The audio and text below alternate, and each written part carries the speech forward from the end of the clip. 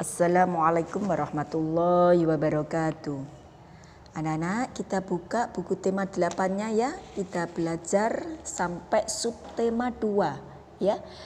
Tentang keunikan daerah tempat tinggalku. Nah, kali ini anak-anak, pembelajaran 1 kita belajar tentang cerita rakyat daerah. Salah satu keunikan Indonesia yaitu setiap daerah memiliki cerita rakyat daerah masing-masing. Nah, salah satu jenis cerita rakyat tersebut adalah legenda.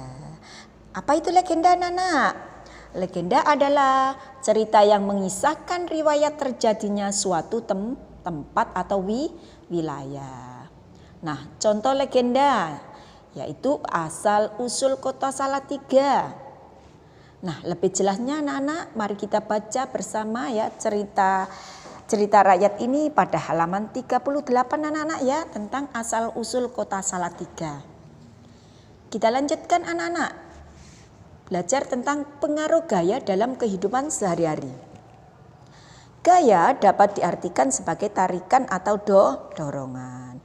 Contoh tarikan yaitu gerakan menarik gerobak, menarik tambang, menarik pintu. Nah, sedangkan dorongan yaitu mendorong gerobak, mendorong meja, menutupi pintu.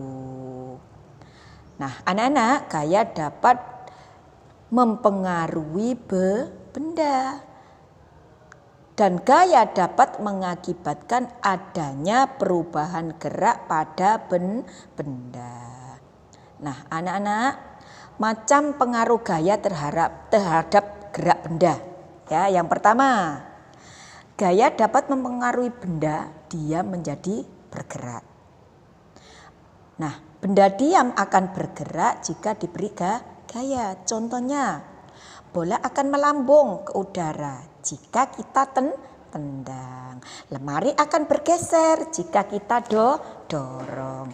Yang kedua, gaya dapat mempengaruhi benda bergerak menjadi diam.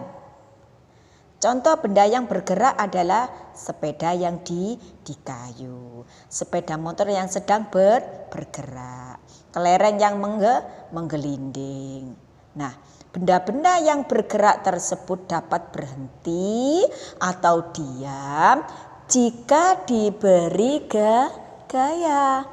Nah, sepeda yang bergerak akan berhenti jika direm. Sedangkan kelereng yang menggelinding akan berhenti jika kita tahan dengan kaki atau tangan. Yang ketiga, gaya dapat mempengaruhi benda bergerak lebih cepat atau lebih lambat. Anak-anak, perhatikan mobil yang sedang bergerak. Jika kamu amati, kecepatan mobil tersebut tidak akan sama. Bisa kalian lihat nanti pada speedometer. Ya. Yang keempat, gaya dapat mempengaruhi arah gerak suatu benda. Anak-anak, sepeda tidak hanya dapat berjalan lurus, tetapi sepeda dapat kita belokkan ke arah yang dibutuhkan. Jadi arah sepeda bisa kita belokkan sesuai dengan yang kalian butuhkan ya. Jika ingin mengubah arah sepeda, kita cukup membelokkan stangnya atau setirnya, anak-anak ya. Hasilnya arah sepeda akan berubah ya, anak-anak. Jadi keempat tadi macam-macam pengaruh gaya terhadap gerak benda. Kita lanjutkan anak-anak, belajar tentang menemukan sifat tokoh dalam cerita. Cerita rakyat juga merupakan salah satu keunikan daerah tempat tinggal. Nah, cerita rakyat merupakan cerita dari zaman dahulu yang hidup di kalangan rakyat dan diwariskan secara lisan. Anak-anak, nanti kamu baca pada halaman 41. Ya, cerita rakyat dari Kalimantan, kutukan Raja Pulau Mintin ya. Nanti kalian baca ya, anak-anak ya. Kita lanjutkan anak-anak. Belajar tentang gaya dan pengaruhnya.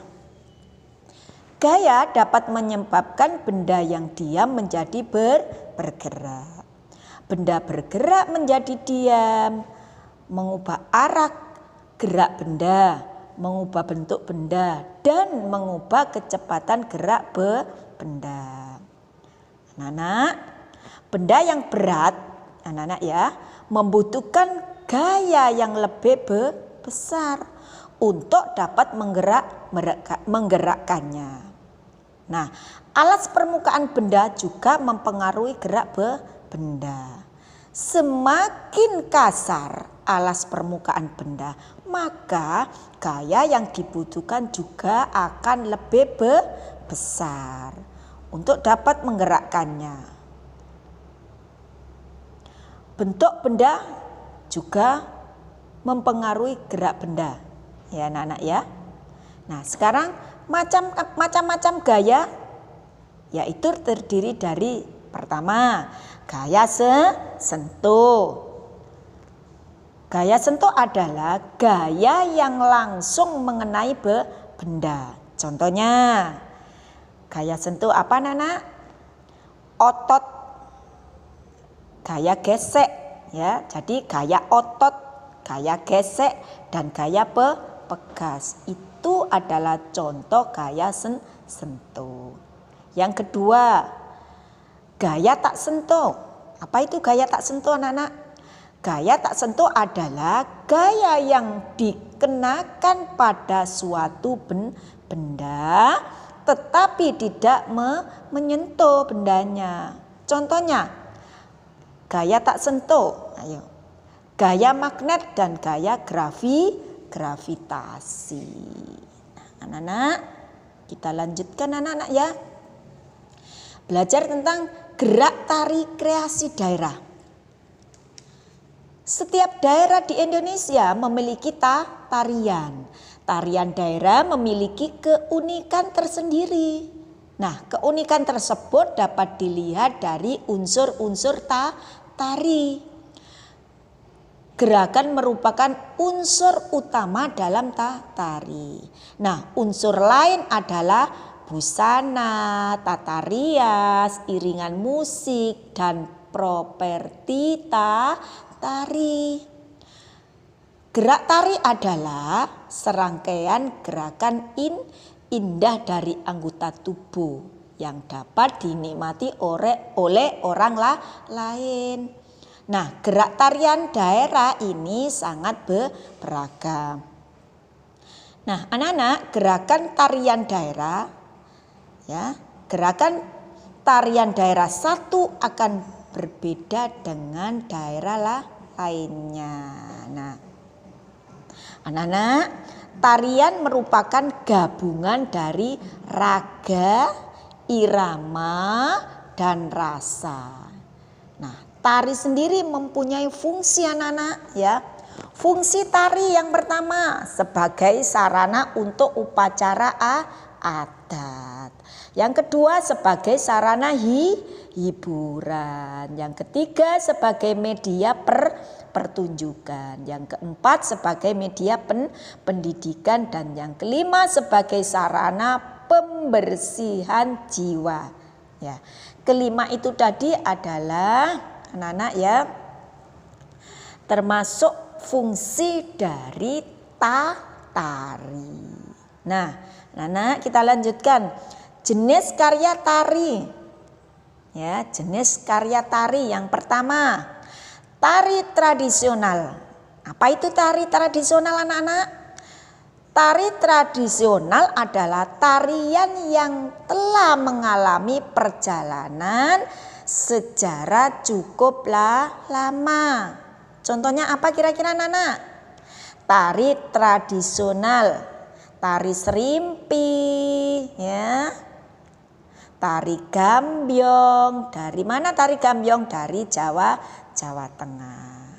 Yang kedua, tari kreasi baru, sering disebut tari modern. Nah, tari kreasi baru merupakan karya tari garapan baru. Tari kreasi baru berpijak pada kenyataan dan kebebasan. Contohnya tari kreasi baru yaitu tari Manuk Rawe, tari Garuda Wisnu, atau tari Blibis dari Bali. Ya, anak-anak, saya kira pelajaran tema 8 subtema 2 pembelajaran 1 dan 2 saya cukupkan sampai di sini. Mudah-mudahan kalian semua memahaminya dan menjadikan ilmu yang bermanfaat dan mudah dalam menjawab tugas-tugas kalian yang ada di LKS. Amin ya robbal alamin. Saya akhiri. Wassalamualaikum warahmatullahi wabarakatuh.